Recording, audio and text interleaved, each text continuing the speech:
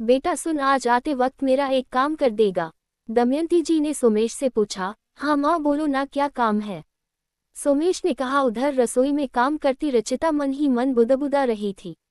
जब से आई है जरा पल भर का सुकून नहीं है। कभी चाय कभी पानी तो कभी दवा, बस अपने आगे पीछे लट्टू की तरह घुमाए रखती है। कल मेरा जन्मदिन है, वो भी इनकी सेवा में बीत जाना।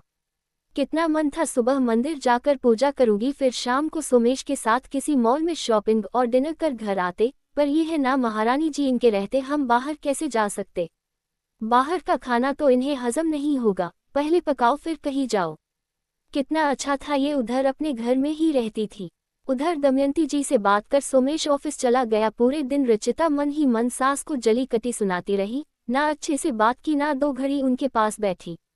सोमेश ही माँ को जिद कर साथ ले आया था जब इस बार घर गए थे, अब तो सास यही रहेंगी, सारी आज़ादी खत्म, सोच सोच कर रचिता को कोफ्त हो रही थी।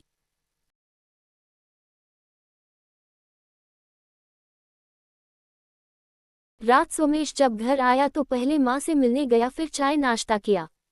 रात को खाने के बाद जब सब सोने जा रहे थे, दमयंती जी ने रचिता को कमरे में बुलाया। बहू, कल तुम्हारा जन्मदिन है ना? ये लो सलवार सूट, सोमेश से कहा था तुम्हारी पसंद का ही लाए। कल सुबह तुम उठकर मंदिर चली जाना, नाश्ते खाने की चिंता ना करना, वो मैं देख लूंगी। कल सोमेश की तो छुट्टी है नहीं, पर जब वो ऑफिस से आ जाए तुम उसके साथ बाहर घूम आना। दमयंती जी एक पैकेट रचिता को देती हुई बोली। पर माँ, आपको कैसे पता मैं मंदिर जाती हूँ नए कपड़े पहनकर? आश्चर्य से रचिता ने पूछा।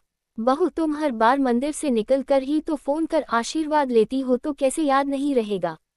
दमयंती जी ने कहा। रचिता पैकेट लेकर सास को प्रणाम कर जाने लगी तो दमयंती जी बोली, बहू तुम जैसे पहले रहती थी वैसे ही रहो, मेरी वजह से परेशान मत हुआ करो। बस जब से यहाँ आई हूँ तो लगता है घर में कोई तो है, तो बस तुम्हें अपने आसपास रखने को तुमसे कुछ ना कुछ करवाती रहती हूँ। वहाँ घर पर तो अकेले ही रह रही थी ना?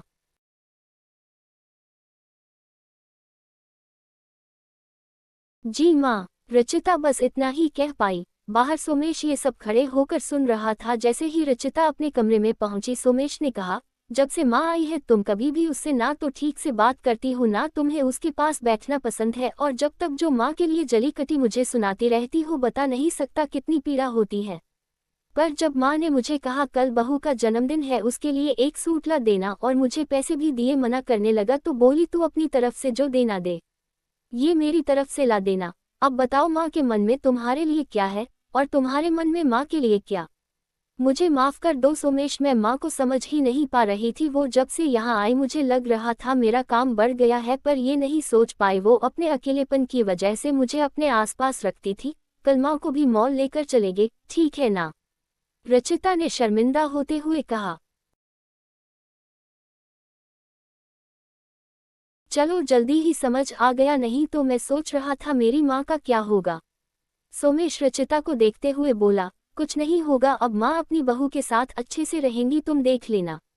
रचिता कहकर सो गई। कल की सुबह उसे माँ समान सास से आशीर्वाद भी तो लेना था। इधर सोमेश अब माँ को लेकर थोड़ा बेफिक्र हो गया था।